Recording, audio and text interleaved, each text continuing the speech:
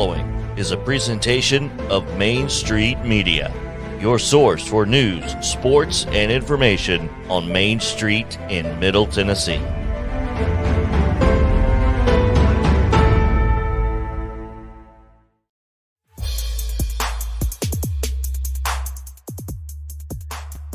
Welcome into a Tuesday edition of Main Street Sports Today, presented by Mid-Tennessee Bone and Joint. Chris Yao here alongside Mo Patton, and we are rocking the A, but the A is not rocking. That's good. That's good. Unfortunately, that's good. Yeah. The quote was good, not the fact that not the A the is not the assessment. I mean, yes. Yeah. Very disappointing. No kidding. No kidding. We are where we are. What a disappointing day. Probably the worst day ever. I mean, we're on late because of me and, well, technically not. But we're on late because of you. I was late getting into the office. Y'all keep my wife in your thoughts and prayers, please. Anyway, let's hop right in, man. We got a lot to get to today, and I want to get to it as quickly as possible. So I'm going to let you take as much of the rundown as you want to take on the front part, and let me see if I can get our guests some emails and try to get them in. So it's probably a good idea. Give me the rundown. Here we go. Today's rundown starts now. In volleyball action on Monday, it was Brentwood Academy 3, Knoxville Webb 1. Clarksville Northwest defeated Clarksville 3-0. Also, Dixon County defeated West Creek 3-0. It was Riverside Christian with a 3-2 win over Zion Christian. In girls soccer action on Monday, Rockvale edged Blackman 1-0. Lebanon defeated Smyrna 2-1. Oakland 5, Riverdale 0, and Wilson Central 6, Laverne 0. NFL action, and we'll talk more about this, I'm sure, but the Kansas City Chiefs defeated the Las Vegas Raiders 30-29. In spite of second worst roughing the passer call of the weekend, or the worst? One of the two worst. Arguably. Yeah, one of the two worst. Tuesday volleyball action at 2 o'clock today, so ongoing as we speak.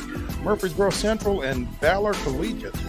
At 4 o'clock today, Joe Burns takes on Harpeth. Also, Hume Fogg takes on Lawrence County. And McGavock and Station Camp will play at 4 o'clock. At 4:30, Huntington meets Summertown in region volleyball action. Also, Macon County and Creekwood at 4:30. And Bledsoe County and Eagleville at 4:30. And Gordonsville and East Robinson at 4:30. 5 o'clock, Middle Tennessee Christian faces Evangelical Christian at ECS. At 5:30, it's Zion Christian at Franklin Classical. Notre Dame is at Good Pasture. Gallatin's at Hillsboro, and Siegel and Lebanon will play at 5:30. Also at 5:30, it's FACS at Providence Christian.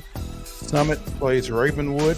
At 6 o'clock, it's Sycamore and Liberty Creek, Loretto and Madison Academic, Culleoka and Sale Creek, 1 Sale.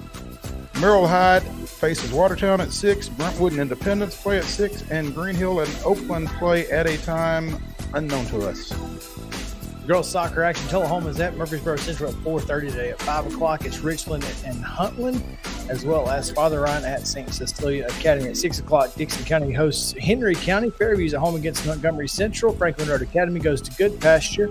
Mount Juliet hosts Lebanon, while Siegel's at home against Siegel is taking on Rockvale. Also at 6, Beach and Station Camp taking part. At 7 o'clock, Lincoln County at Page, Fayetteville at Culleoka, Hendersonville hosting Gallatin at 8 tonight, and also at 8, Oakland and Stewart's Creek. Major League Baseball Division Series action, Game 1. The Phillies are up 6-1 on the Braves in the top of the 5th. At 2:37 on TV, that game is on Fox if you want to watch it, and I'm not sure why you would. But at 2:37 on TBS, it's the Mariners at Houston. At 6:37 on TBS, it's the Guardians at Yankee Stadium. And at 8:37 on FS1, the Padres are at Chavez Ravine against the Dodgers in Game 1. NBA preseason action at 7 o'clock today on NBA TV. It's the Memphis Grizzlies at the Orlando Magic. And at the bottom of the hour here, 2:30 on ESPN2, Spain takes on Team USA in a women's friendly soccer match. And that is your rundown.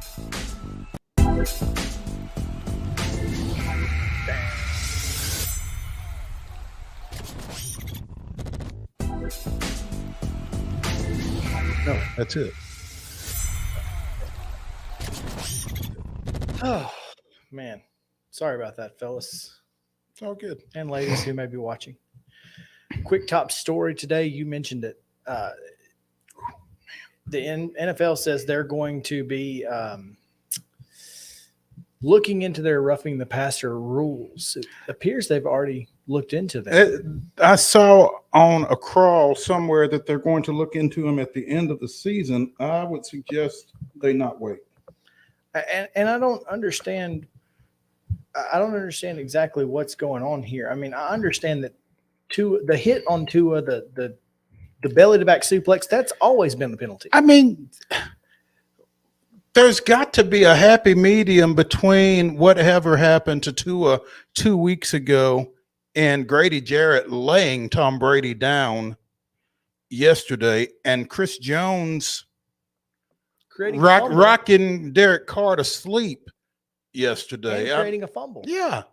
And recovering it. Listen, I'm okay if they want to mess with the rule, whatever, if they want to call it that way, make it a reviewable play. Just like targeting in college football. If that's the way you want to play it, fine. Make it reviewable, throw the flag, and let's get it right on the backside. I know that's going to add time to the games. I know that nobody likes reviews, but if that's the way it's going to be, I'd much rather have a review and get it right than what we currently have in the situation that we're playing Which in. Those two situations were deplorable. And no, it was a terrible call either way.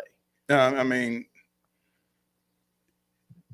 defensive players are beyond frustrated. Defensive front seven players are beyond frustrated over those two calls because it's like, one, you don't get a whole lot of clean shots on Tom Brady. And so when you get one, you don't want to have to deal with all that. But if we're going to protect quarterbacks, then what do you want me to do? Just wrap them up, pick them up off the ground and wait for you to blow the whistle? I mean, what is a defensive player supposed to do? Did you see Boger's comment? I did not see Boger's comment, but Boger wasn't on the game last night. I mean, that wasn't on him. So I hope that this officiating crew is getting ripped the same way Jerome Boger and his crew did on Sunday.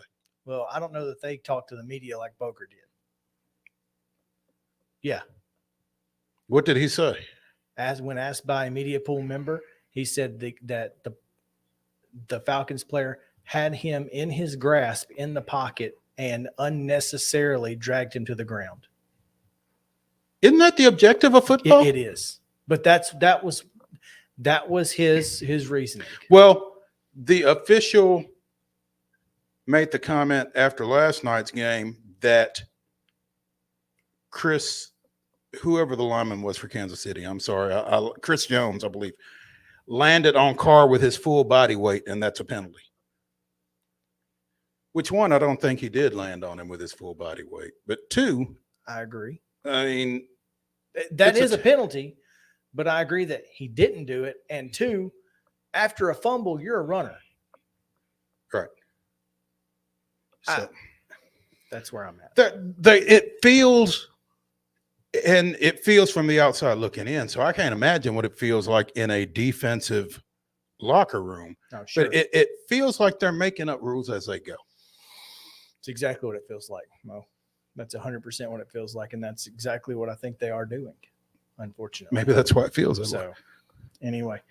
All right, we're going to take a quick break. Drew DeArmond of 97.7 The Zone in Huntsville is set to join us. I have sent him an email and a text, so hopefully he'll be on here in just a few seconds. We're going to take a quick break. When we come back, it is Tennessee, Alabama. We continue to talk about it. We're going to talk about it all week long. We've got guests every day except Thursday because that's high school day. Mm-hmm. So y'all stick with us here on Main Street Sports Today, presented by Mid-Tennessee Bone and Joint, back after this. Mid-Tennessee Bone and Joint treats your orthopedic injuries and existing conditions. Our trained physicians will get you back in the game faster. Contact us at 931-381-2663 or www.mtbj.net.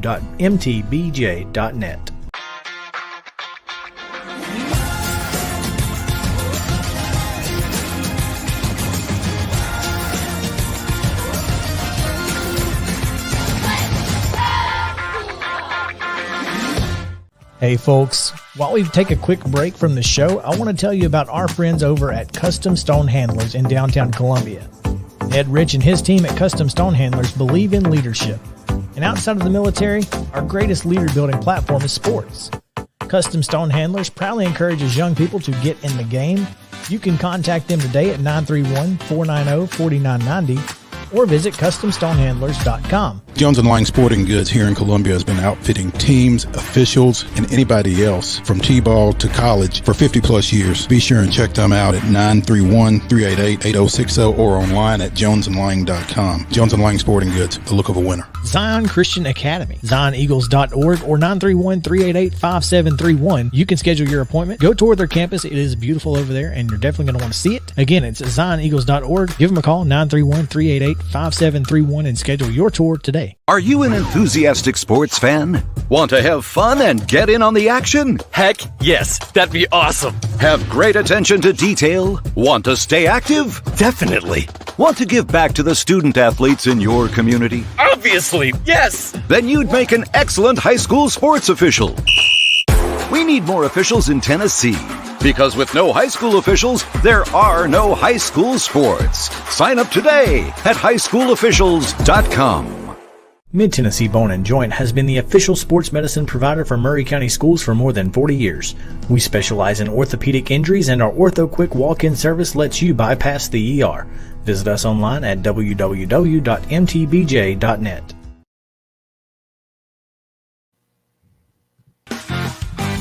All right. There we go. Well, you're off on the center over there. I tried to... Hello, bro. Let's do the pudding. At this point, yeah, just oh man, Mondayest Tuesday ever, man.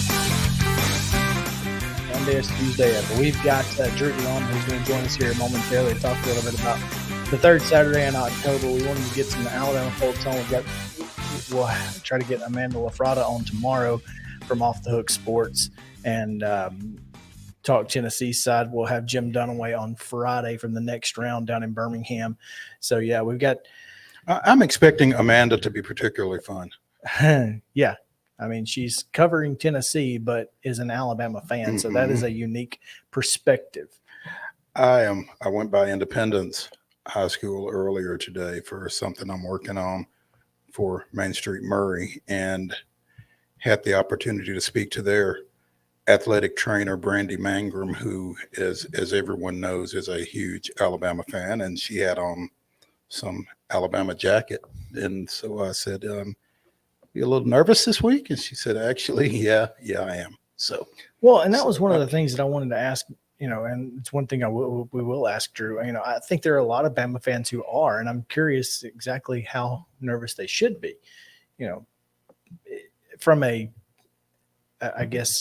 non-fan perspective. Like, is this a game that they should be nervous about? I mean, I think this Alabama team probably should be nervous. I mean, given their performance against Texas, given their performance against Texas A&M, maybe since Tennessee's not from Texas, it's okay. But I mean, well, it's still an Orange UT though. So I mean, there's that. Yeah, I mean, you feel like Tennessee is better than both of those teams? One would think so. So, I mean, obviously better than Texas A&M. They're terrible, but but they played Alabama to a 4-point game. They did. So terrible as they are. So, well, let's bring in from TiderInsider.com and 97.7 The Zone down in Huntsville. He hosts Talking Ball each morning from 7 to 9 and the Blitz Recruiting Show as well. Drew DeYarm. And Drew, what's going on, buddy? You there? Hey guys, how are you doing? Hey, what's up? Yeah, I'm here. Cool. It's been a little we've had a little bit of a delay all day today on, I guess, the internet, so I apologize. But how nervous should Alabama fans and Alabama's team be about this Saturday? Well, I mean, the bottom line is if Bryce Young doesn't play, I don't think Alabama wins the game. They got to have Bryce. I think everyone Saw that on Saturday inside Bryant-Denny Stadium. Milroe didn't play terrible football, but the offense is completely different. They need a different style of quarterback. They have a good receiver core. It's not as explosive as in years past, but it's certainly good enough. And you saw that in the first quarter against Arkansas, where they were headed, for probably a 350 to 400-yard pass.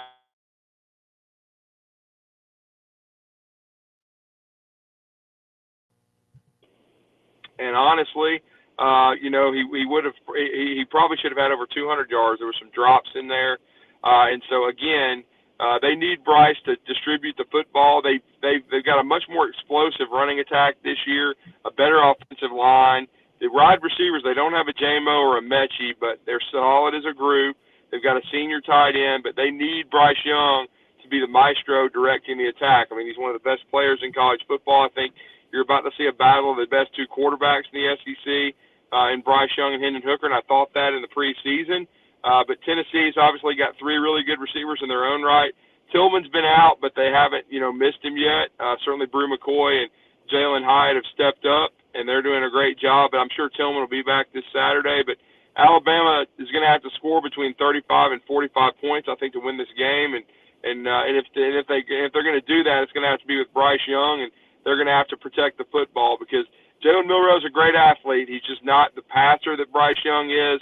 He can't distribute the football. He's not nearly as good in the pocket, and they're just a different style of team. They're more of a zone read type team, definitely ground-oriented. You saw that when he came in against Arkansas, and then I didn't think they stuck to that enough against, Texas A&M. I thought they tried to, operate the offense, quite frankly, a little bit like Bryce was in there, but I don't think Milroe told us this after the game. Milroe didn't know he was going to start till Saturday morning officially. Bryce took a lot of the snaps on Wednesday and Thursday on good, and so it wasn't decided until late in the week that he wouldn't go. So he would have been the emergency quarterback if they had fallen behind, I think, but Alabama was able to play out in front. They left Milroe in there. He's got a chance to be a good player, but I just don't think right now with the way this team is constructed, they can't win without Bryce Young against a team the caliber of Tennessee, and especially against an offense of the Vols that averages, upwards of 40-plus points, almost 50 points a game. It's the two best offenses in the SEC, and if Alabama's going to get a road win in a raucous Neyland Stadium, it's got to be with Bryce Young at quarterback. Drew, as long as we're talking about the quarterback situation from Alabama behind Bryce Young, where does Ty Simpson sit, the former Martin Westview standout? I mean, he's from West Tennessee. He's probably closer to Tuscaloosa than he is to Knoxville, actually, but he is a Tennessee native. Does he figure into the situation at all at this point? No, not really. He's still developing. He's only been there like 4 months. He had a pretty good spring. He can definitely rip it. He's got arm talent, but he doesn't know the offense nearly as well as, of course, a Bryce Young or even a Jalen Milroe. Milroe's been there 2 years. Ty would not have been put in the game, in my opinion, unless it was just an extreme situation. But I think Bryce was healthy enough. If needed, he could have gone last week. But I think it was a family decision that he take the week off. They wanted him to be, a week healthier to play against Tennessee. And I think Alabama thought they could still win the game with Milroe against Texas A&M. And really, they did, and they should have won it more impressively. If they don't turn the ball over, it's a 31-13, 31-17 kind of game. And, Alabama had an uncharacteristically bad game from Will Reichert. He started out well. He hit a 50-yarder, but he missed a 47-yarder, missed a 35-yarder. And then Alabama, gave up some short fields with the turnovers. If they just protect the ball, they won the game comfortably. But since they played from out front the entire game, they didn't need Bryce Young. And so Ty Simpson, I think he's going to compete hard for the starting quarterback job next year. Matter of fact, if you ask me, Drew DeArmond, who do you expect to see starting next year for Alabama? I'd say Ty Simpson, because I think he's the style of quarterback they need. He can distribute the ball, outstanding arm, accurate, and he's a better athlete than people think. Certainly I don't take anything away from Jalen Milroe as an athlete, but he's not the style of QB that Alabama has succeeded with in the last 5 to 6 years and where offensive football is going.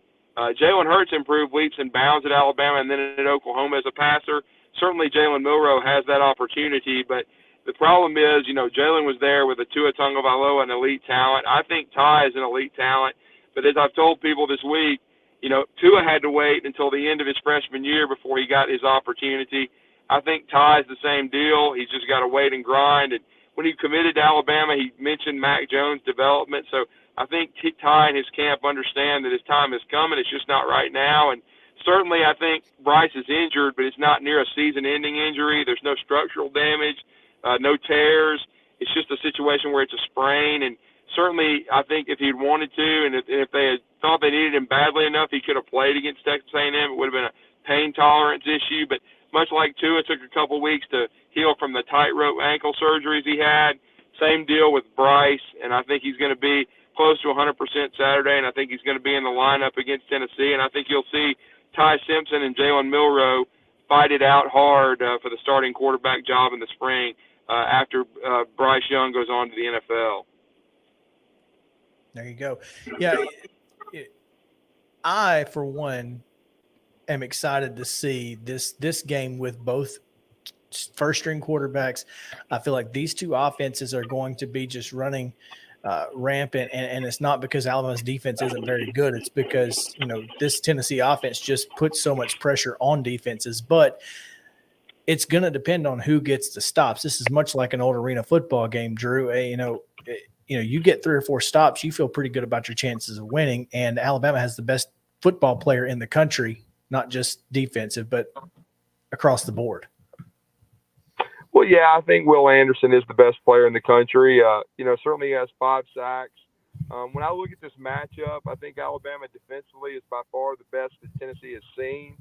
Tennessee has improved their rush defense this year, no question about that. But when you look closer at the numbers, they played against Bowling Green and Akron, and then LSU. And LSU's not really good, up front. I mean, they're okay. Their offensive line is, I'd say below average, honestly.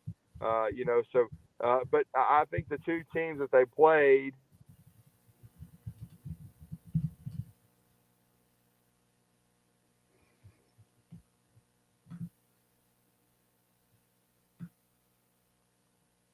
I think Drew is, there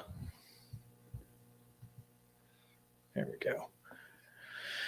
Drew is frozen currently, but he's not wrong. And I've said this all week. Tennessee has not played any offenses that are very good. And defensively, we just don't know where this team is. We have an idea of where this team is, particularly on the back end, as we talked to Dave Hooker about it a little bit yesterday. This secondary is not great. You've got some injuries back there at cornerback. Again, Warren Burrell is out for the rest of the season. You've cut pretty deep into the depth chart, and now you've got an arrest hanging over one of your safeties that may or may not impact his availability for this ball game. So in the secondary, at least, Tennessee's not as good as you'd like to be. Now, what that does to the rest of the front seven is up for debate. But, Alabama's going to be tough to cover with this secondary. Well, the positive is that I feel like the defensive line is as good as they've had in a long time. Mm-hmm. And obviously you can take some pressure off your secondary if you can put some pressure on the offense and on the quarterback. Now, one of the things that Tennessee does really well is they contain quarterbacks. And obviously Bryce Young is going to be able to maneuver his pocket. He's going to be able to throw under pressure. He's the reigning Heisman Trophy winner. But the fact is that, Tennessee's got to make him make those throws under pressure. And if they don't, then that's going to be a problem for Tennessee. I mean, you're going to see exactly what you saw against Florida, just Anthony Richardson being able to buy time and find a guy 15, 20 yards downfield sitting in a pocket. You can't win football games that way. No, you can't. You've got to make him uncomfortable, and you got to make him move in a manner that is advantageous to you. So see how that goes. It does appear that after the Braves gave up a Sosa sac fly to center to make it 7-1, Travis d'Arnaud with 2 more ribbies, scoring Contreras and Olsen with a double. So it's Phillies 7, d'Arnaud 3? Yes, that is correct. Phillies 7, d'Arnaud 3. And you didn't see it, and because some people may have thought that, but Drew's hat was also a Braves hat. So he was. I told him we'd keep him up to date if we needed to, but I figured he probably didn't want to know when the Phillies scored again. Yeah. But yeah, crazy day for the Braves. Have we lost Drew? I think we did. And that's okay. At least you tried. Well, and so Drew has 2 shows. He does 7 to 9 every morning, and then on Tuesdays he does a recruiting blitz from 9 to 10, I think, and then they have a station meeting at 1 o'clock on Tuesdays. So he was trying to get to us as quickly as he could. Oh, there he's back. He's back. So we did not lose him. Drew, there he is. What's going on, buddy? Well, the question was about the Tennessee defense, and you said they've not played a lot of great offenses to this point. No, they haven't. As I was saying, their rush defense numbers are really good. They're improved. Byron Young, Alabama's got a Byron Young as well. Both of their Byron Young is their best pass rusher, to me. And Jeremy Banks, Aaron Beasley, good linebackers. I think they'll probably be without Jalen McCullough due to his legal situation. Certainly, Burrell is out for the year at corner. He's probably their best tackler. And they already weren't very good in the back end. I mean, their back end numbers are worse than Arkansas's. They played against Bowling Green and Akron. And then I don't think really that Florida's got an elite defense. I think they're okay. I think LSU is probably the best that they've seen, and they shredded LSU. I'll give them credit for that. They absolutely shellacked them. And then, I'll just say this. Pitt has a good front, but I don't think their back end's all that good. I think Alabama is going to be by far the best defense they've seen, especially up front, especially you already mentioned Will Anderson, best player in the country. Dallas Turner's had his 2 best games the last couple. Now, I will say this, the way Josh Heupel plays, I mean, they never take the foot off the gas. They're always hurrying up. They never huddle. So it's going to be harder for Alabama to sub and get the cheetah package in with Chris Braswell. So that's going to be interesting. I'm going to be interested to see how that chess match goes. But Alabama's got some keys that they've got to do, guys, if they want to win this game. Well, for one, 9 has to play. Bryce Young has to be in the game. Alabama has to win the turnover battle because, as you guys know, Alabama's -6 this year. And by far, Tennessee is the most explosive offense they're going to have seen. No question about it. You're seeing one of the top 2 quarterbacks in the SEC, maybe the best wide receiver trio in the SEC, or at least in the top 2 or 3. And then I think an underrated running attack with Jabari Small coming off of his best game, really. No doubt about it. Certainly Jalen Wright's a good back, too. I think Alabama's got to stop the run. They've got to make them one-dimensional. They got to win the turnover battle. No question about that. And then I think, you have to protect Bryce Young. And then I think Alabama is going to have to, get about 5 or 6 stops, including one turnover. Because you've seen the obscene numbers that, Hendon Hooker has. I mean, he's got like 2 turnovers in a year and a half. And one of those was against Alabama. So if Alabama can get 1 turnover from Hendon Hooker, and LSU almost got a couple on fumbles, they couldn't capitalize. They didn't recover them. But if Alabama can get 1 turnover against Hooker, that's like getting 3 against somebody else. So to me, if Alabama can get 5 stops with 1 turnover being in there, I think Alabama can win the game. It's going to be high scoring because, again, these balls, they scored in the, on Alabama last year, they scored in the 20s. If Alabama can hold the game between 24 and 27 points to Tennessee, or even the low 30s, I think they can score in the 40s and win this game. I think that it's going to take 35 to 45 points, and they're going to have to win the turnover battle. And if they do that, they can win the game because I think Alabama has the better roster. But if they turn it over 2 or 3 times, or if Bryce Young re-injures himself, all bets are off because Hendon Hooker's tremendous, and this is a tremendous offense. And I think, Jalen Milroe could lead Alabama to points, but he ain't going to lead them to enough to beat this Tennessee team they need Bryce Young distributing the football to have a chance to win. No question about it. Well, if this were 5 years ago, we'd be saying, how's Saban going to handle the hurry up, no huddle? Because they couldn't, and that's how Ole Miss and Hugh Freeze was able to beat this team. But he's kind of figured his way around that, and so that's not nearly as big of a talking point as it once was. But boy, it is a tough offense to handle. There's no question. Drew DeArmond, TiderInsider.com, and 97.7 The Zone in Huntsville. We appreciate you, your patience, your persistence in coming here and talking with us. We really appreciate it, man. Yeah, man. Sorry about the technical difficulties. It happens. Sometimes are gremlins. They have gremlins. But, yeah, I appreciate y'all having me on. And, again, I think it's going to be a great game. It's probably the first time since 2007 where there's definitive. And I know Alabama's a 9-point favorite or so, or in some places 7. But I'm just saying, I think in 2009, Tennessee nearly won this game. 2015, they nearly won the game. But both times they were underdogs coming in significant. Alabama was a significant underdog in 2007 when they did the onside kick and Saban started this streak. But to me, this is probably the first time since that year where there's going to be people on both sides picking. And really, Tennessee was the definitive favorite. So to me, this is Tennessee's best chance on paper since that year. They were in the top 10 team in the country. And certainly they've got a great football team. And it being in Neyland Stadium is going to be crazy. I mean, I think the atmosphere was great for the Florida game, but I think it'll be on another level Saturday. But Alabama's been there. They've already been to Texas, already been to Arkansas. And I just think overall Alabama has been there, done that. And if they play clean, they'll win this game. If not, then you'll see Tennessee in the streak. But I like Alabama to play clean football and keep the penalties under 5 and win the game 45-27. But we'll see. I mean, I think it's going to be a heck of an atmosphere and two great quarterbacks going head-to-head.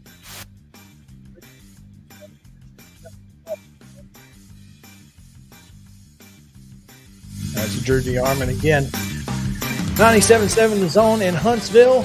TiderInsider.com. See his work at DrewD977 ESPN on Twitter. We'll be right back after these messages. We'll get to some college football reactions from across the way. So stick around here on Main Street Sports Today, presented by Mid-Tennessee Bone and Joint. We're back after this. This is Chris Yao with Main Street Sports Today. Every show, Mo Patton and I welcome friends from all across the sports landscape, from high school coaches and reporters to national, college, and pro sports personalities. You never know who might stop by for a chat. AP Tennessee Sports Editor, 3-time Tennessee Sports Writer of the Year 2020 TSWA Hall of Famer. She covers the Titans, the Predators, the Grizzlies, college football, and hoops. Please make welcome Teresa Walker. Former University of Tennessee, former Team USA Olympian, ex-Cy Young Award winner, R.A. Dickey. R.A., did I miss anything? Man, that was sweet. Yeah, I need to listen to that before I go to bed every night. That was nice. Has 5 sports Emmys. That's not bad for the other guy in Wham, Ryan McGee.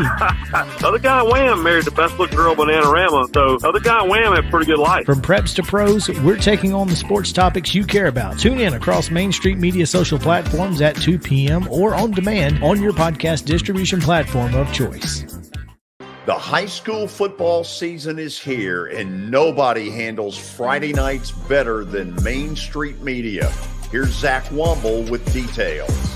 That's the name of the game here at Main Street Media and Main Street Preps. Is, we've been doing this for a long time now, and I think you hit on it. We've got an army of reporters across all of Middle Tennessee. I think there's about 130 schools in the Middle Tennessee area, and we try to cover all of them. We cover about 11, 12 counties at this point.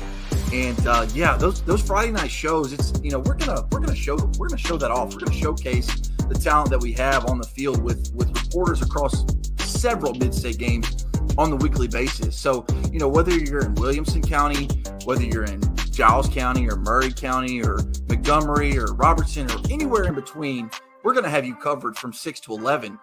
Friday Night Live is presented by the Tennessee Highway Safety Office, where fans don't let fans drive drunk.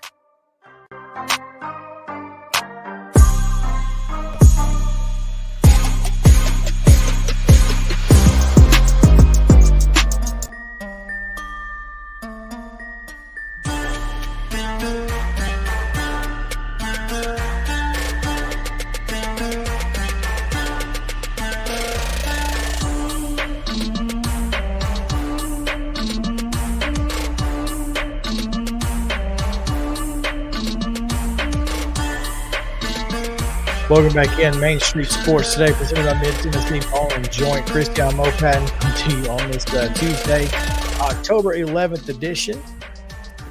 Again, the Braves trailing 7-3 right now to the Phillies, who they got 2 on and 2 out, and Grissom pinch hitting for somebody in the bottom of the 5th.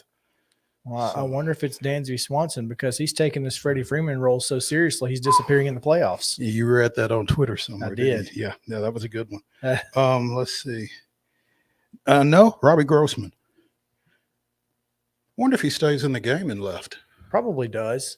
He'd been working out in left field, so I can certainly see it. That's that's the thing. We'll get to the Braves here in just a second, and we'll talk about it. But the good thing is you've got a lot of guys who can give you, who can contribute just sitting on their bench. So, yeah, maybe not enough guys that can contribute sitting in the bullpen, though. Did you notice Tyler Matzik is not on the roster for this series? I did. I'm very curious, but we shouldn't get too far off track. We shouldn't, because I did tweet out that we're talking about college football here. Oh, well, let's talk about college football. So let's get into that, because a couple of things. Obviously, you put in here. This coming Saturday is just the second time in college football history that there are 3 matchups of teams with 5-0 or better records being held on the same day. We looked forward to August 8th. Or October 8th, all off season. We should have been looking forward to October 15th. Well, had we known, we probably would have been, because in addition to Alabama and Tennessee getting here both undefeated, you've got Penn State at 5-0 going to 6-0 Michigan, and you've got 5-0 Oklahoma State going to probably the biggest surprise of this bunch, 5-0 TCU under first-year coach. Gary Patterson is thinking it's a surprise. That's under first-year TCU coach Sonny Dykes.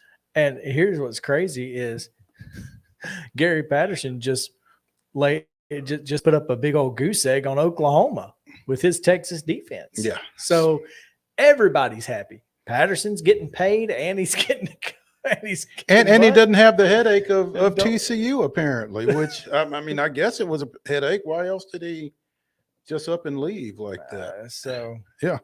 There's a lot there, and TCU doing it without the running back that was better than LT, Zach Evans, who sits at Ole Miss and is second in the SEC in rushing, I think.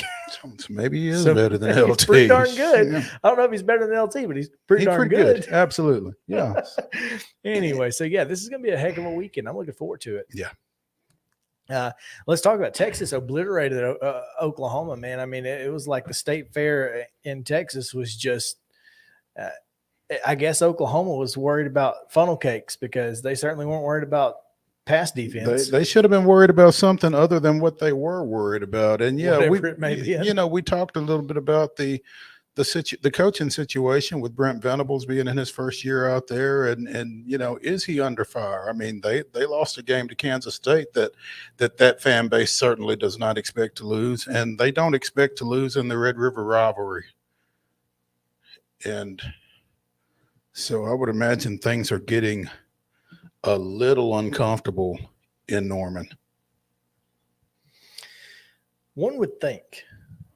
I mean, I know Venables is in their first year, and look, we all know that when Lincoln Riley left, the band left behind him. And he left for a reason, whatever that reason was. He left for a reason. And then when you take the only decent players you had left with you, or send them elsewhere, wherever they may have gone, as an Oklahoma fan, you have to be patient, but it's hard to be patient in a world like we live in college football. So, yeah, there's not a whole lot of that out there. It's in pretty short supply. Oklahoma got off to a 3-0 start with wins over Texas, El Paso, Kent State, and Nebraska, and they've not won since. Losing to Kansas State 41-34, that big 55-24 loss to TCU, and then last weekend 49-0 to the Longhorns. Well, you mentioned one of the things I wanted to talk about in this, and that's the Husker Hex. Every team that has beaten Nebraska has struggled since. Georgia Southern, Northwestern, Oklahoma are a combined 1-11. Oof! Since beating Nebraska. Wow, that's insane. Scott Frost got some voodoo dolls or something, or what? So someone said, a Nebraska fan was like, "You know what to do, Purdue." Lose one game or lose them all. Your choice. Or lose the rest. Yeah. Your choice. You can lose one to us, or you can win this one and lose the rest. It's up to you. The choice is yours and yours alone. You sound like dude from I lost it. The movie with the bachelors in Vegas. Oh, The Hangover. Yeah. Your choice. Your choice. Yeah. You get to choose. So anyway, Husker Hex must be real. I had not heard of the Husker Hex, but now that you mention it, it sounds as if it may be a thing. There may be something to it. Yeah. Huh. Okay, Kansas, you're up. TCU and Kansas lived up to the hype on Saturday. That was a good football game. I mean, between TCU and Kansas, as good of a football game as you could ever have hoped for. Yeah. Yeah. I mean, when you're talking about those two programs and both of them being what, TCU was 17, Kansas was 19? Yeah. Who expects that? Yeah, nobody expected that. But it was a great football game between two really good football teams, and I enjoyed it. I enjoyed watching the game, which I didn't expect to do.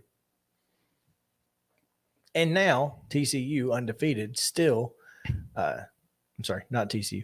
Kansas is a 7.5-point underdog to Oklahoma.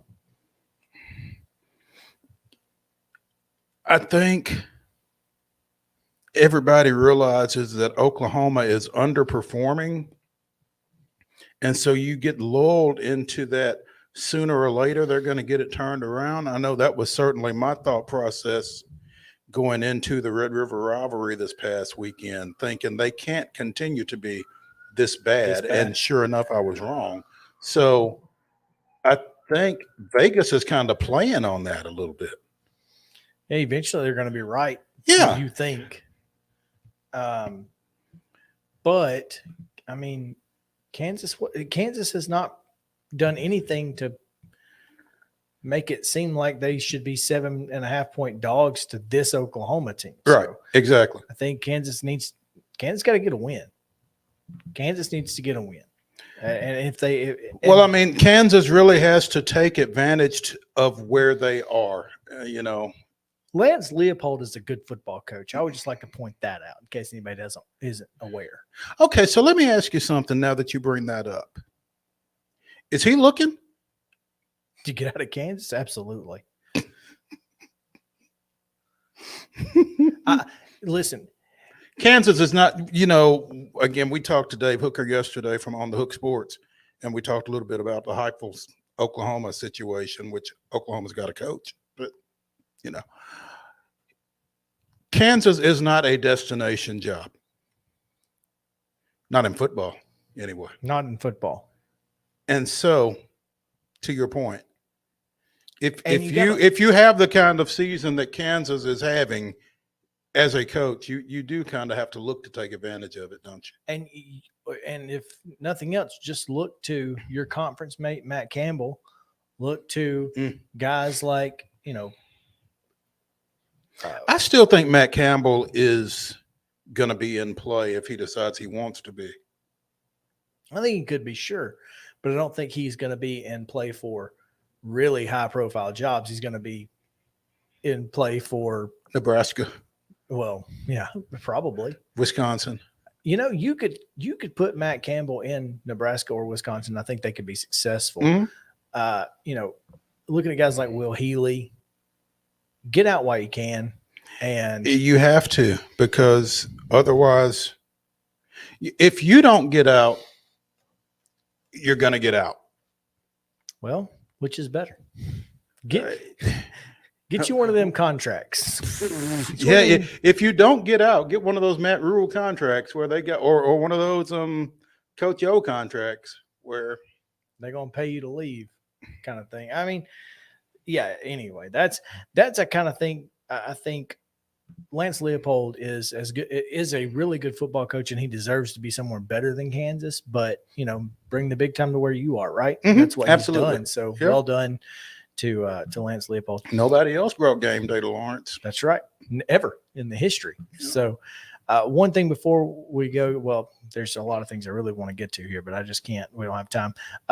USC, UCLA, both undefeated. Did you see that happening, especially with the South Alabama situation against USC? No, UCLA? Really did not see UCLA regathering. I mean, I had not taken a look at their schedule or anything like that, but after South Alabama scared them the way they did, you would have thought somebody higher profile would have gotten them, maybe somebody in the Pac-10 after that. That's apparently not. Apparently not. That's quite interesting. Because they dominated Utah.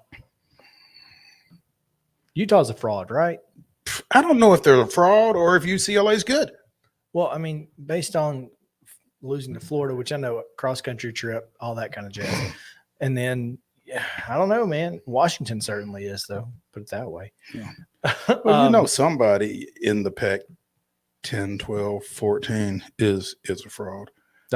Almost all of them. Yeah. And you gotta realize, though, that UCLA – they beat Washington 2 weeks ago, like you said. Before that, they beat Colorado, who has since fired their coach and former UCLA player, Carl Burrell. So I guess that Utah win is their best win of the year. It's their first over a top 20 team. I mean, if you're playing in the Pac-12 and you're undefeated, take advantage of it. Maybe they're good. They're off this weekend before they go to Eugene to take on number 12 Oregon. Better take advantage of it. Mm-hmm. And finally, Rutgers fired their offensive coordinator because they couldn't fire their head coach. Definitely his fault, for sure. Well, yeah. And that's going to do it. So Bryce Harper just doubled to deep left field. Colin McHugh came in for Dylan Lee, got a ground ball to second base and ended the inning. So still 7-3. It is still 7-3 going to the bottom of the sixth inning. Look, this is not an unwinnable game. It's not. It just kind of feels right that way. Yeah. Let's just move into Atlanta Braves talk here, because exactly what we've talked about is happening here. This is the Braves were off for 5 days. The Braves had almost no preparation to get back into the swing of things, and then you throw on top of that a day game. And then you throw on top of that, a Phillies team that's playing with a lot of confidence after sweeping St. Louis at St. Louis. And something that you and I talked a lot about during high school football when COVID was really, really prevalent as opposed to whatever it is now, rest versus rust. That's right. Philadelphia played Friday, Saturday, off Sunday, Monday. They hit the field today. Like you said, the Braves' last game was Wednesday in Miami with nothing on the line and very few starters playing. So they've really been off since Tuesday. Mm-hmm. They've been off a week. Still, I mean, you got your pitching lined up just the way you wanted it, and then this is what you get out of Max Fried. And I don't know. I just expected he needed to be sharper than he was today. Giving up 2 runs in the top of the first before the Braves even pick up the sticks is tough. I'm going to tell you, and I know there's nuance, mm-hmm. but Ronald not diving for that shocked me. I thought he could have made that play. Well, if he didn't feel like diving for it, I feel like he made the right call, because maybe he just felt like he couldn't get there. Just a weird, didn't want it to get by him. Right. And give your pitcher a chance. Yeah. Keep that in front of you. Hold somebody down, and it's the first inning. Right. We're going to score. Yeah. There's a lot that went into, but it just like, I don't know, playoffs. I felt like we needed a little bit of oomph after a couple of 2-out hits, and then it just kind of died. Right, it was like it was coming to him, and then it stopped. And they were talking about the wind blowing to right field, so I think he might have thought it was going to keep carrying, and it didn't, and it just died. Right, it was very weird how he checked up. Yeah, but again, I feel like if he didn't dive for it, it was probably the best play. My point to that is that the double to left field that was Max's last batter, it just felt like every little thing went the Phillies the other way.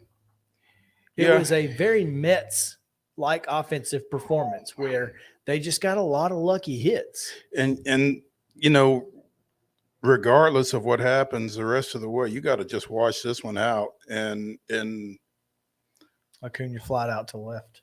Hope for a great start tomorrow, and then try to get a split in Philly and get it back to Atlanta for Game 5 is kind of what you got to look for, I think. Yeah, especially with the guys you're going to have to face in Philadelphia. Swanson up, who struck out 3 times today swinging.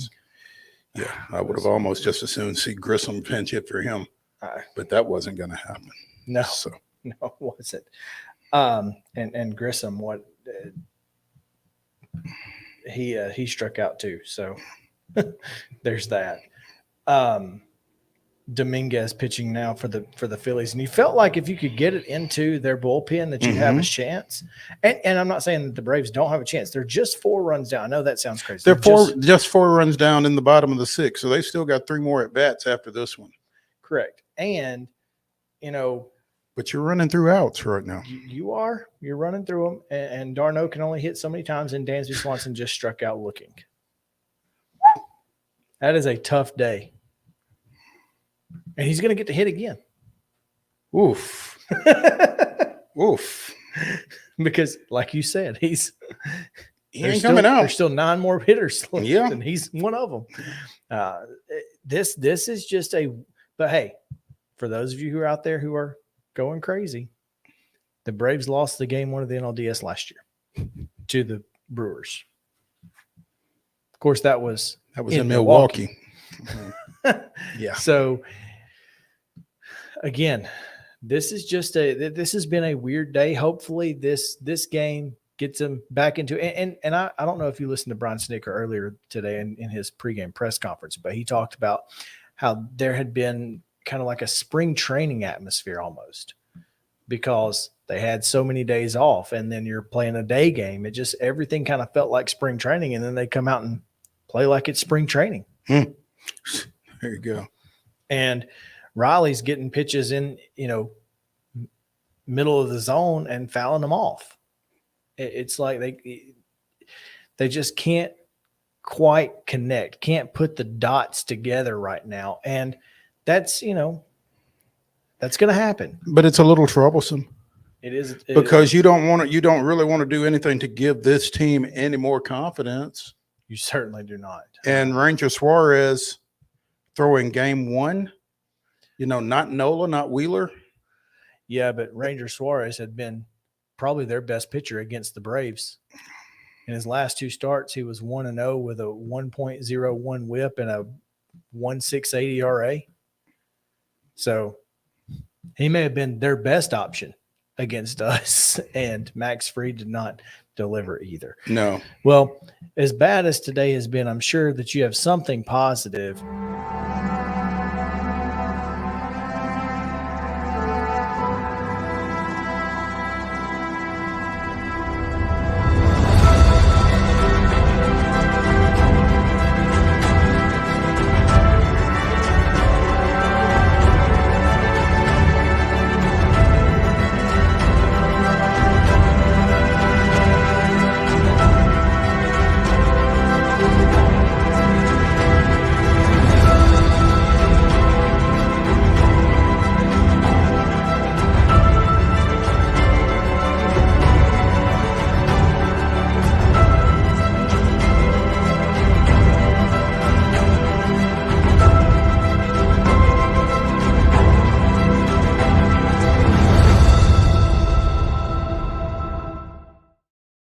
Braves history. All right, we're going to come right back on Main Street Sports today after a quick 1-minute break here. We've got Chip Walters coming your way right after this. Stick around. This is attorney Bart Durham, and this is me. I'm Aaliyah. Keeping in good physical condition is really important to me. But when I had a wreck with a tractor-trailer truck that hurt my legs so bad I couldn't work for almost a year, I knew I needed a lawyer that understood tractor-trailer cases. So I called Bart. Bart gets millions of dollars for his clients every year. At Bart Durham Injury Law, we've handled hundreds of tractor-trailer cases. My dad and I want to help. Give us a call at 615-242-9000. Mid-Tennessee Bone & Joint has been the official sports medicine provider for Murray County Schools for more than 40 years. We specialize in orthopedic injuries, and our Ortho Quick walk-in service lets you bypass the ER. Visit us online at www.mtbj.net. Hey, welcome back in. It is Main Street Sports Today, presented by Mid-Tennessee Bone & Joint. Coming to you on this Tuesday, as we like to do each and every week, bringing you the voice of the Blue Raiders. And we welcome in Chip Walters now. Chip. Can I say something? You can. No. I mean, if you didn't say anything, this would be a very it would be very boring. Yeah. The video that goes with this day in Braves history is so long, it ought to be yesterday in Braves history by the time it was over. So typically we play that coming out of a break, so it just elongates the break. Understand. And, yeah. So anyway, this guy. So there, I said something. This guy. We need to get up in the morning and critique Chip's WGNS show. What's it? The Round Table? There you go. Yeah. No, you're not wrong. And like I said, typically that's coming out of a 1-minute promo, so it just makes the break almost 2 minutes, and we just come into it. But we didn't take a break because the other segment went a little long, and we just wanted to get into the Braves so we could get to you as quickly as possible. You know, we didn't want you sitting around waiting. Well, we did it for you, Chip. We did it for you. Absolutely. So you finally worked yourself around to where that, to where you got to that. Okay. Yeah, we did it for you. But hey, all seriousness, tell us a little bit more about your show that's been on about 6 weeks now? Oh, actually, it's been on. I think tomorrow's my 22nd episode, so nearly 6 months. Not 6 weeks. Yeah, and I'll do a little bit of sports stuff on there, but mainly, local issues, local personalities, and local meaning mid-state. Tomorrow, tomorrow it's kind of interesting. I've got the lead forecaster for the National Weather Service. Everybody likes to talk about the weather, but nobody does anything about it. So we'll see if he can do that. We had one of the more popular episodes had a reunion show of cast members of the Ralph Emery morning TV show that we all grew up with, which was really good. Had Rudy Kalis on a little couple of weeks ago. Got a local travel agent next week, so it's kind of just all over the board. It's, to be honest, it's whatever interests me, because I book my own guests and we just have a good time with it. That sounds like us. Whatever. Yeah, exactly. And you, Chip, are interesting to us. Your trip to Birmingham did not go great, but was everything other than the game? Other than that, Mrs. Lincoln, how'd you enjoy the play? Well, yeah, that's right, Mrs. Lincoln. Outside of the game and the traffic between the state line and where I-65 goes into 6 lanes, I mean, it was ridiculous. I know it took some folks like 4.5 hours to get to make that 3-hour trip, but UAB they're really good. Middle got exposed, as Coach Stock quoted after the game, got exposed by UTSA a little bit with their pass defense, and here you come in against UAB, a team that has been a grinded out, run the football for over 200 yards a game, and a capable quarterback who is more known to be a game manager, comes out, goes 45 yards on the first play, and then they score a couple of plays later. You get the ball, go 3 and out, and then immediately UAB scores again. They had explosive plays on their first 3 drives at least, and scored on their first 6 possessions. And the concerning part, for the second week in a row, you'd given up 30 in the first half. And in both games, the game slowed down some as UTSA tried to use clock, UAB used clock, but it was not a good day defensively, and offensively. Nothing to brag about, but nobody's going to feel sorry for you. And the same goes for this week's opponent in Western Kentucky. And they're coming in off two straight losses. They lost a home game to Troy, who came in and really shut their offense down. And talking to Randy Lee, who does Western's radio, he said that Troy is as fast as anybody they have ever played defensively.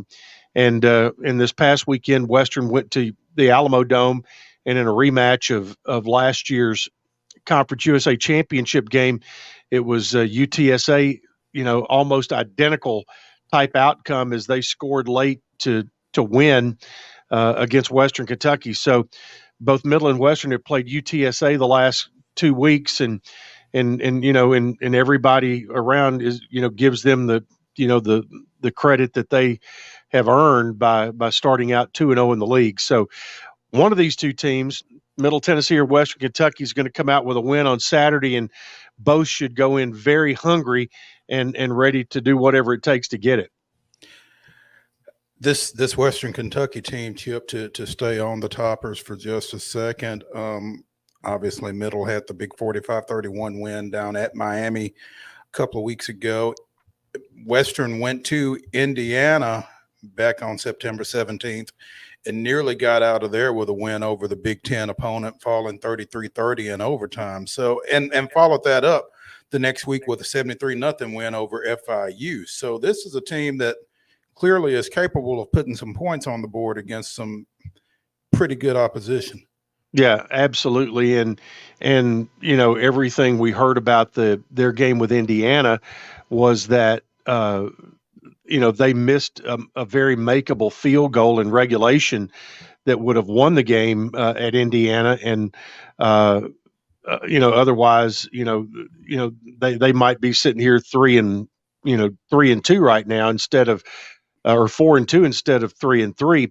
So, They do have, you think, okay, Bailey Zappi graduates, goes on. He's won a game, he's starting for the New England Patriots now and won this past weekend. Well, what do? They go and get another transfer quarterback who throws it just as much, although not quite as explosive as Zappi was, to their own quote on that. But it was,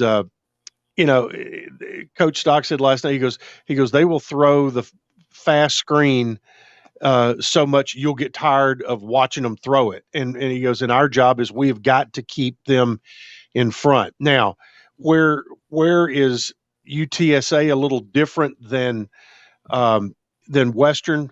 UTSA, and in particular UAB, UAB max protected, and Middle, had to guard guys, end up guarding receivers in man-to-man coverage, and you had Trey Shropshire, who he's about 3 or 4 inches taller than Middle's DBs, good speed, and he was able to make plays. Now, Western will not max protect all the time, and so what has been Middle's strength defensively, which is their front four, should have more opportunities to apply some pressure, but they get rid of it so fast. Is how much difference does that make? So you've got the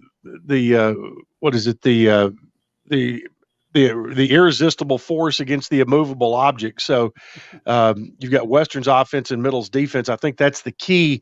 Can Middle slow them down enough to allow the offense to score enough points to be part of, to make this thing go deep. But again, we've talked about it numerous times. This is the third game in the Murderers Row gauntlet to start the conference season for Middle. You had the preseason number 1, 2, and 3, UTSA, UAB, Western, and had to play them in that order, 1, 2, 3, to start your conference race. So that's just a tough hand to be dealt. But you got to play them all in there somewhere, and this is the third of those 3, and you've got no guarantees on any of those games. But the Blue Raiders have got to get better defensively, and also have got to get more consistent offensively here in the league. You have to feel like, though, Chip, once you've got that big 3 out of the way, and you don't want to take anything for granted, but you feel like the schedule kind of turns for you after that. And if the league is going to schedule you to play those 3 games in a row like that, at least they did you the favor of giving you an open date afterwards. That's correct. So yeah, middle does get an open date on the 22nd. Then, you come back with 2 straight road trips after that. You go to UTEP, come home, and then go, and it's an 8:00 Central Time kickoff at UTEP. So you figure from 8:00, you don't get out of there until about 1 in the morning, and then you fly back. And you don't get home till about 4 or 5 in the morning on Sunday morning. Then you turn around, you go to Louisiana Tech, and then you come home. Finally, the only time all season you have back-to-back home games will be November 12th and 19th when Charlotte and FAU come in, and then you'll wrap it up at FIU. So the schedule does turn. It's not. I mean, everybody in the league is very similar. You happen to have UTSA, UAB, and Western, who right now are a little bit better than everybody else. I'm Chip. I'm just gonna go back to UAB for one thing, because it shouldn't be allowed for them to wear the Children's Harbor uniforms against conference opponents, because you shouldn't have to be cheering against the kids at Children's Hospital. That's all I'm saying. I understand that. It's hard to how do you do that? You're like, man, they're wearing the names of the kids on the back of their jerseys, and I'm supposed to be mad at them. Yeah. The only issue I had with those jerseys is that neon green that you could not read numbers with your naked eye. It was a little light. Especially for eyes of a certain age, huh, Chip? That's right. That's correct. That is correct. Chip Walters, the voice of the Blue Raiders, joining us here on Main Street Sports Today, presented by Mid-Tennessee Bone and Joint. Chip, how shocked were you when this week's Associated Press Top 25 came out, and at number 25 was James Madison, the Blue Raiders' season opening opponent? Not shocked that it took so long. No, and it's, and here's the statement that I'll make, that that people will find it very hard to believe, is that and again, I'm basing it on the days when we played them, that in my opinion, James Madison, UTSA for sure, and maybe UAB are all better than Miami. And Miami came back and played better against North Carolina over the weekend, but James Madison and UTSA, no doubt in my mind that they're both better football teams than Miami. Do they have the bigger name than Miami? Absolutely not. But do they have the better squad? I would say so. There you go. Game day this weekend. Gates will open at 1:00, and homecoming. But you're coming for the parade too, right? Well, I won't be there at all, unfortunately. But Mo may be coming for the parade. What time is the parade, Chip? Parade's at 10 a.m. And this year, Jake Rose and myself will be doing the parade commentary down in front of the Alumni House on Middle Tennessee Boulevard. I may sneak in there at the Alumni House and try to catch a little bit of that. I might. Yeah, Middle Tennessee Electric, by the way, has their I call it their grilled cheese trailer. They come and they make grilled cheese sandwiches and just hand them out. So hand them out, and hand they don't them out. take any money back. They're just handing out free grilled cheese. That's right. sandwiches? All they ask is you know, turn your heat up an extra degree for a weekend, and they'll get paid back. But and yeah, then some. yeah. But there's it's a lot of fun. We've had all kinds of celebrities, local celebrities in the past. And Mo, you're on the futures list for that honor or job, whatever you want to call it. But Jake is going to join me. We've had everybody from Chris Davis at Channel 5 to Joe Dubin to you name it. We've had them on there over the years, joining me to do the parade coverage. And not only is it over a big gigantic PA system there at the Mixer on Middle, but also we're live on True Blue TV, which is streamed on Roku. So that's where we're at. a lot of that stuff going on. I don't even understand where it is, but it's out there in the sphere somewhere. Okay, Chip, I may make the parade, but it'll be on Roku if I do. There you go. There you go. I will tune in, though. It'll just be me, but that's okay. You'll have 3 viewers, me, Charlie, and Sarah. We'll just be posted up watching the parade, listening to you. That's right. And you'll say, okay with that. You'll say, what was that just went by? You know, so. And then you can tell us. That's right. Exactly. Well, I know you guys both want to know this. Need to say a quick happy birthday to Ray Harper. Ray. Today is Ray's birthday? Today is Ray Harper's birthday. I just saw it on JSU's basketball Twitter, so I had to. I know you guys really wanted to know that. I'm speechless. I truly am. I don't even know what to say to that. I know what to say. I'm just not going to say it. Yeah, that's correct. And it's where Mo and I are twins today. So, hey, it's 100 miles of hate. They don't call it that for nothing. Yeah, well, it's not 100 miles from here to Jacksonville, though. It's a little bit more, but but you don't hate him because he's at Jacksonville. Well, that is true. That is true. Yeah. Jacksonville ain't got nothing to do with that. They're just collateral damage at this point. Yeah. Yeah. Oh, Chip, as always, man, it's always fun, and we appreciate it. Looking forward to it. What you got? Hey, one other thing. Is today top 5 song lyric day? It is. Can I make a submission? Absolutely. Okay, in the song Papa Top Again by Jim Ed Brown, there is a line in there that really stands out to me. It says, because a row of fools on a row of stools is not what's on my mind. That's right. I'll leave you with that. Wow. And I don't think there's any possibility of that conflicting with either mine or Chris's list. So, I would say probably not. Look, I love Jim Ed Brown, but I grew up with the Alan Jackson version, Chip. Yeah. So a little difference for me and you there, but that's okay too. That's a good one. I like that. I do. Yeah. Chip, appreciate you, man. Thank you, boys.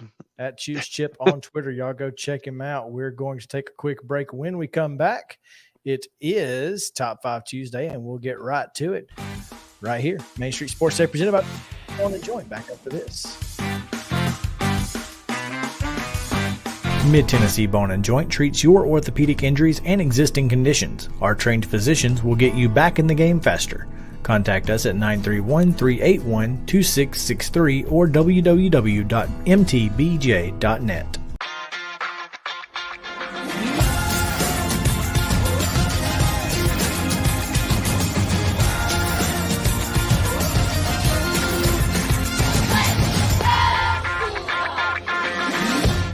Hey folks, while we take a quick break from the show, I want to tell you about our friends over at Custom Stone Handlers in downtown Columbia. Ed Rich and his team at Custom Stone Handlers believe in leadership. And outside of the military, our greatest leader building platform is sports. Custom Stone Handlers proudly encourages young people to get in the game. You can contact them today at 931-490-4990 or visit CustomStonehandlers.com. Jones & Lang Sporting Goods here in Columbia has been outfitting teams, officials, and anybody else from T-ball to college for 50-plus years. Be sure and check them out at 931-388-8060 or online at jonesandlang.com. Jones & Lang Sporting Goods, the look of a winner. Zion Christian Academy, zioneagles.org or 931-388-5731. You can schedule your appointment. Go tour their campus. It is beautiful over there, and you're definitely going to want to see it. Again, it's zioneagles.org. Give them a call, 931-388-5731, and schedule your tour today. A game without a crowd is just a scrimmage. A performance without an audience is just a rehearsal. Without your presence, high school sports and the performing arts aren't possible. Ensure that these essential extracurricular activities continue to enrich the lives of students in Tennessee. Purchase a ticket to your local high school's game or performance. This message presented by the TSSAA. Mid-Tennessee Bone & Joint has been the official sports medicine provider for Maury County Schools for more than 40 years. We specialize in orthopedic injuries, and our Ortho Quick walk-in service lets you bypass the ER. Visit us online at www.mtbj.net.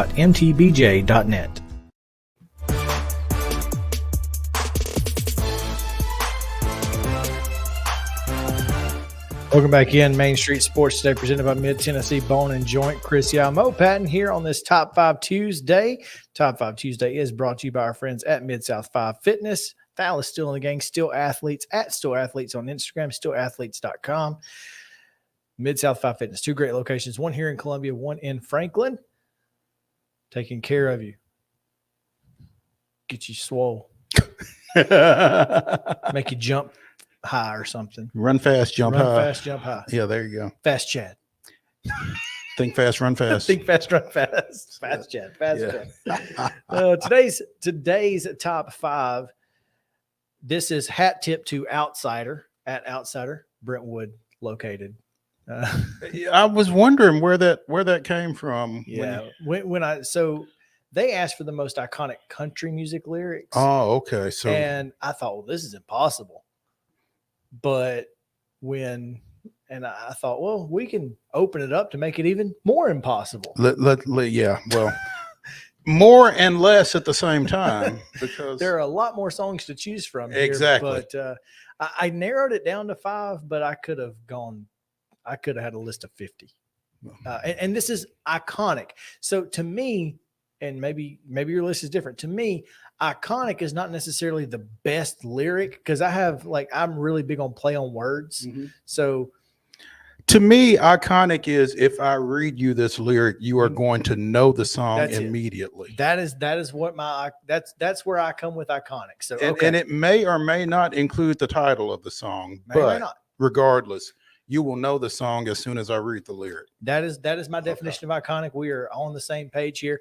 That being said, I think the best lyric in the history of music is I used her and she used me and neither one cared. We were getting our share. That to me, there's no better lyric in music. But so that's your gold standard. That's my gold standard of my favorite lyric. Mm-hmm. Not necessarily iconic, because not everybody's going to know that that's from Night Moves. What have they been listening to? I'm just saying. I mean, if you don't know that that's Night Moves by Bob Seger, what are you doing with your life? Yeah, that's true. That's true. Look, I'm a big fan, but not everybody is. There you go. Yeah. All right, we'll start with number 5. Typically, that's where we start. It is. If you see a faded sign at the side of the road that says 15 miles to the Love Shack, I'm not going to sing any of these, by the way. So, baby, that's all I got. Yeah. My number 5, and this is going to, if this is number 5, then it's going to get crazy. Country Roads Take Me Home to a Place I Belong. There you go. To a place I belong. That one did include the title. It did. But it's okay. So did yours. Yes, it did. As a matter of fact. Yeah. Okay. All right. Number 4. Number 4. Now, this was country music induced, and so I have to have at least one country music lyric. Blame it all on my roots. I showed up in boots and ruined your black tie affair. That is also my number 4. I swear to God. You can look at it right here. I swear it's my number 4. So nailed that one. There you go. All right, That's then so- I do, will. do you consider do you consider John Denver country? Because he is kind of now. I think he was country then. I think he'd probably be more Americana now. I think if you had like Cat Stevens, Jim Croce, they would be considered country now. You think? Singer songwriter, James Taylor type guys. Mm-hmm. I think you could consider Americana is where they would sit. But Yeah. John Denver was kind of in the middle. He was like a weird pop crossover kind of guy. Yeah. That's a good point. That's a good question. Sure. I'm a little disappointed I don't have any JT on my list, actually, now that you mention him. Okay, so my number three, searching for my lost shaker of salt. Salt. Where's the damn salt? That's not a lyric. That's just a it is a lyric call at and this response. point. Yeah. At this point, it is. I mean, if you don't sing that part, then what are you doing with your life? What are you doing with your life? Yeah. So my number three is the opening line, and a lot of these are opening lines because that's what's most iconic about. But on a dark desert highway, cool wind in my hair, warm smell of colitas rising up through the air. Up ahead in the distance. Yeah. Okay. You could just say that every part of that song is iconic, but you know that's Hotel California. So First album I ever purchased. really, it's a good album. I have one too.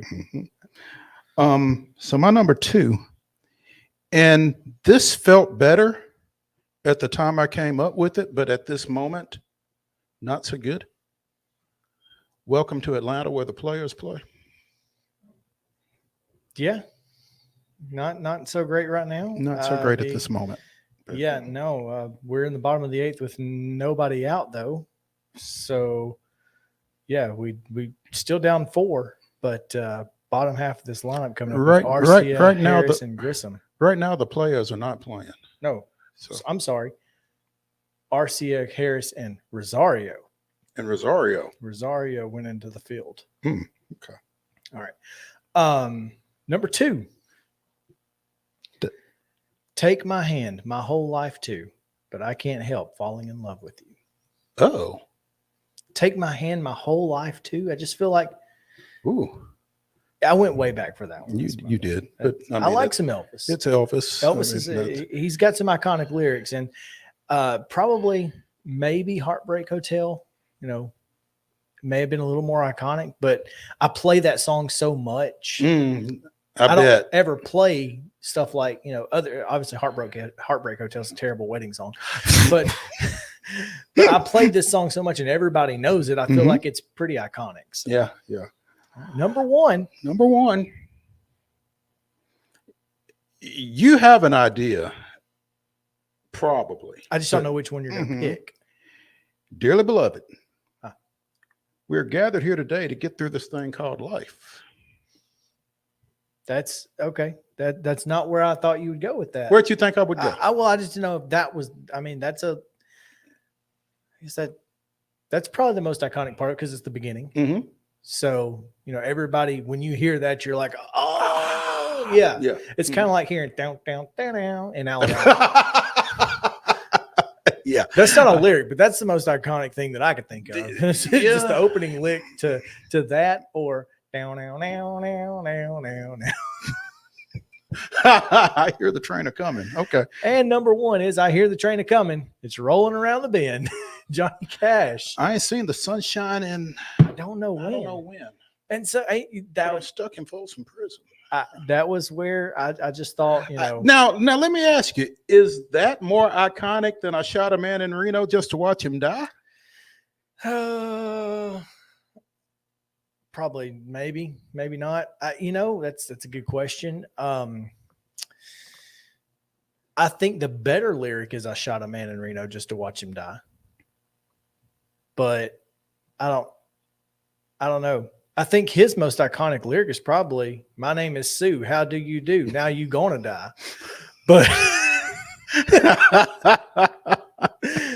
but I went with the safe bet of I hear the train coming, it's rolling around the bend, and I ain't seen the sunshine since I don't know when. That's Folsom Prison Blues, and that is Top 5 Tuesday, brought to you by our friends at Mid-South 5 Fitness. So let me ask you: is that his most iconic lyric, or is because you're mine, I want. No, I'm thinking about Jackson. I'm trying to pick a specific lyric out of that. Hotter than a pepper. We got married in a fever, hotter than a pepper sprout. That's a good one too. That's but here's the thing about Jackson and I Walk the Line is I don't think he wrote those. I think those were June Carter songs. And so I would, and not that it matters who wrote it, because I would just say it's Johnny Cash, June Carter, or whatever. But I don't know. I feel like Folsom Prison Blues is his biggest song. It's his most. I mean, it's Johnny Cash. He's got everybody knows several Johnny Cash songs. Everybody knows them. But I don't know. That was just where I went with it. And look, it's your list. You can do that. It is. We're gonna get out here and try not to throw things at the wall while the Braves continue to struggle against the Phillies in Game 1 of the NLDS at home. At home, that's right. So you guys come back tomorrow, 2:00. We'll break down that game and we'll preview the one coming up right after our show as soon as we get done. So should be a lot of fun. But thank you guys for hanging out with us here on Main Street Sports Today, presented by Mid Tennessee Bone and Joint. You can watch us on Twitter, Facebook, Roku, Apple products, Fire Stick, all of that. If you missed any part of the show, we appreciate you doing that.